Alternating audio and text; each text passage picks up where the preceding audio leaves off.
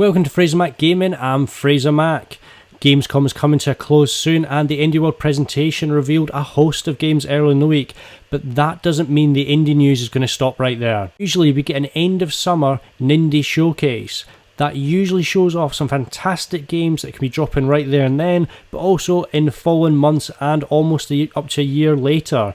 So which games am I looking forward to, which games should you be on the lookout in the Nindies showcase, and which games would I just really love to know when I can get them on my Switch? Stay tuned, hit that subscribe button, turn on notifications, and let's get into the games. First up is Ukulele and the Impossible Lair. Regular viewers of the channel should be very familiar with this.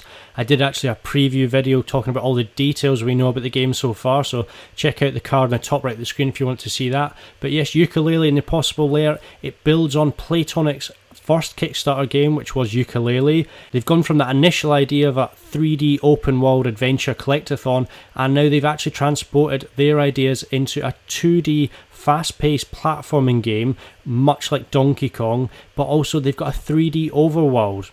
So it's got some really interesting elements that you can actually, in the overworld, go and explore and find puzzles and, do some really interesting things, but also you can actually find elements and find things that will change the stages. So obviously this is the latest trailer talking about how the stages change, but Ukulele and Impossible Lair is due out in October, but we don't know exactly when.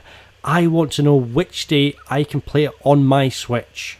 Now, EA might be a funny company to talk about in the middle of an indie presentation or a video about an indies presentation, but somehow someone at EA has managed to smuggle some money out of those cold, heartless bastards' pockets and put it into really talented, creative, interesting indie devs and their games. So yes, Zoink Games, one of my favourite devs, from Gothenburg in Sweden. They do some wonderful things, and they released Faye as part of the EA Originals programme. It came out on Switch, I believe it's a couple of years ago now, so obviously they have released a number of other games, so Stick It to the Man and Flipping Death, and I think Ghost Giant came out on PS VR last year. So they've got a lot of projects, they've done different things, but Faye was part of the EA Originals programme. It was a wonderful sort of open exploration 3D adventure, with some really interesting story elements. Zoink are just amazing, I absolutely love them. Flipping Death was one of my best games of last year. Zoink Games have talked about and teased a game, Lost in Random. I don't know anything about it. I'm really excited to know more. I don't even know if it's coming to Switch, but I just love to see more from what the EA Originals program's got to offer, but more specifically from Zoink. But I'm sure there's some other really talented people they're working with, and I'd love to see something from EA Originals coming to Switch soon and potentially being part of the Nindies showcase. While we're speaking about EA Originals, there is one other game we definitely have to mention. I'm not expecting it to come into the Nindies showcase, but I would absolutely love it if it did. But Sea of Solitude, it released on PS4 and Xbox earlier this year. I believe it was in July, but it has not come to Switch yet. It's been on PC, but obviously it's been on other consoles. Sea of Solitude, it's from Cornelia Geppert at Joe May Games. Now, apologies I butchered those names at all, but Cornelia Geppert has, her story and the game story are obviously intertwined. She's had a lot of struggles with mental health issues and abuse at the hands of a former partner, but the game sees you going on this wonderful adventure where it obviously is all about conquering your fears. It's obviously got elements in terms of mental health, and there's this sort of ominous creature that's following you, but you're going on this journey through this wonderful 3D world, and you have to try and overcome your fears and develop as a person. So Sea of Solitude is something I'd definitely love to see on Switch as soon as possible. We're going to change it up slightly now and move to something a little bit cheekier and a little bit more action based this time. It is Atomic Crops. It's from Raw Fury, the publisher, and from Birdbath Games. It's a game in which you've survived the nuclear apocalypse, and you then have to try and build your own farm and then grow, and you have to farm, marry and kill to win in this game.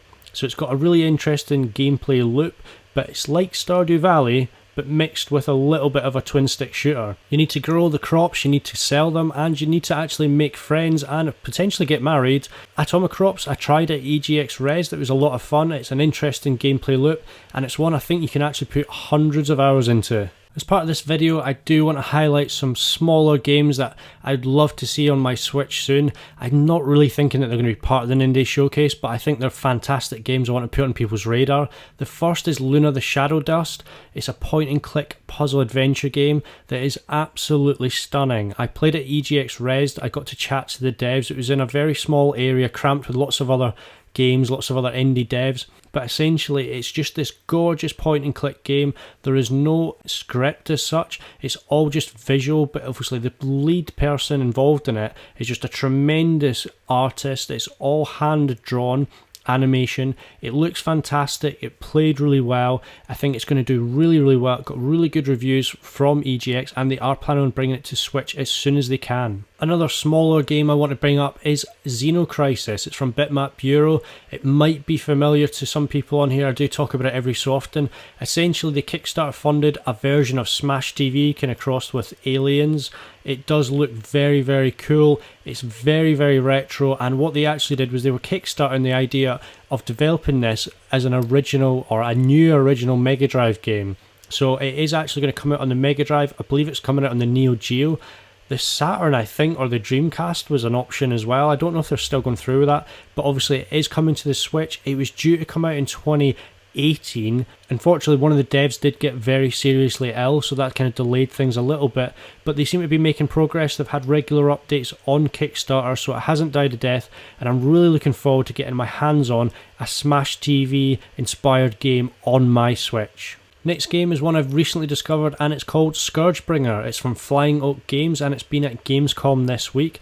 I discovered it thanks to Get Indie Gaming, so I really appreciate his videos, so go and check out his content if you haven't seen it already. But Scourgebringer, Get Indie Gaming described it as a mix between Celeste and Dead Cells, and I think that looks pretty accurate to me. It's obviously a 2D kind of retro 16-bit action platformer, but it's got roguelite elements. So you play as Kyra, you're going to explore and discover the secrets of this kind of underworld.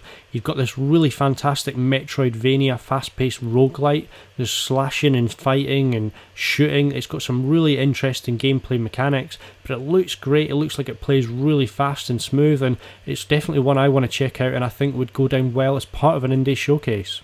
Up next, I'd love to see a follow-up to Dust and Elysian Tale as part of the Nindies showcase. So Dust, it came out, Xbox Live Arcade like years ago, so I'm looking it up right now, 2012.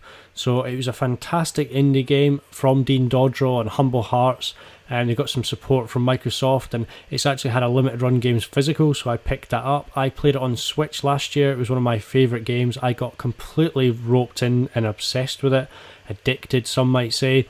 It's a kind of Metroidvania with hack and slash elements, but it's got this gorgeous hand-drawn Disney animation style, for its artwork. It was a really interesting story, really interesting characters. I've loved it to pieces, and Dean Dodrell has been teasing a new game. They didn't say what, but if it was a Dust follow-up or any new IP in this sort of style, I would love it. Fans of Axiom Verge and Chasm will be happy to know that Dan Edelman is involved in another project, and again it's another 2D pixel art project. It's just recently got a reveal trailer, and it says consoles. It does not say anything specific about where it's due to go, but I expect the way the Switch is going, it should definitely come to it. Essentially, Saviour, it's an open world 2D action adventure game, but it's obviously got that wonderful 90s pixel art style. You're going to be able to play with these lovely fluid parkour and sort of combat elements, so it looks fantastic. I mean, you just look at the animation, look at the gameplay, but there's a lot of interactions with the NPCs in it as well. You've essentially been caught in the middle of this civil war, and you need to try and help rebuild civilizations and rebuild areas, but there's going to be a lot of exploration, a lot of combat. It's got a really long, detailed story and background. It sounds fantastic. Saviour, it looks great. It reminds me of something of a bit of a mix between something like Prince of Persia and a sort of Crouching Tiger, Hidden Dragon film, which just, it looks amazing to me. Every Indie showcase or Indie World presentation, they always have a big finish. They always have one more thing, and they always have something that will really get everyone's attention. There's quite a few games we're waiting on release dates for, and some information, things that could really top off a presentation and finish it with a big bang. So Hornet Silksong, we've got a lot of details, a lot of gameplay as part of E3. So obviously you get to play as Hornet, and she looks fantastic, looks like it'll be a lot of fun. It's all new enemies, all new quests, all new abilities, all new worlds. They've done a tremendous job. Team Cherry are, they're just geniuses essentially. But Hornet Silksong does not have a release date yet. They obviously don't want to push themselves and rush too much. They want to do it justice, but from what we've seen already, it obviously isn't too far away. But I'd love to see Hornet Silksong get a release date trailer, and hopefully it be sometime this year. The other potential candidate, Super Meat Boy Forever, obviously from Teen Meat. We've been waiting on it for some time now. It was due to come out in 2018. I mean, Super Meat Boy has been talked about, and they get shown off in E3 and Nintendo showcases all the time. Nintendo really do like the games. They do really well on Switch. Obviously been on lots of other platforms, but Super Meat Boy Forever, we are still waiting for any news on when that will release. So hopefully it is close to completion, and we could get a release date as part of the showcase. One last little request I'd really like to make for an indie showcase, or one that would be really high on my wish list, and that is Spelunky. It's over 10 years old now. It was obviously from Mossmouth. It's one of the real original kind of indie hits. Obviously about 10 years ago now on Xbox 360, I think it was. So Spelunky, it's got a charming 2D art style, and it takes a lot of inspiration from Mario games, but also it's a kind of Metroidvania roguelite game as well. So you're obviously playing as a little dungeon crawler adventurer, and you have some pals that can help you along the way, but you've got lots of little abilities, and there's variety in the design and the gameplay. And Spelunky is a game I think would be a great fit on Switch. I'd definitely pick it up day one, and I think it'd be a really nice get for the Switch and for all the fans of indie games. I think obviously Undertale came quite late to Switch but did really well, and I think Spelunky would be exactly the same. So that is my wish list for the Nindies Direct. I am assuming is incoming very soon. I could be proven wrong. It often happens. Nintendo do like to throw curveballs, but please leave some comments down below. Are there any games on there that you'd love to see? Are there any games on there that you've not heard of before? Or is there anything else you'd like to see as part of an indie showcase if and when it happens?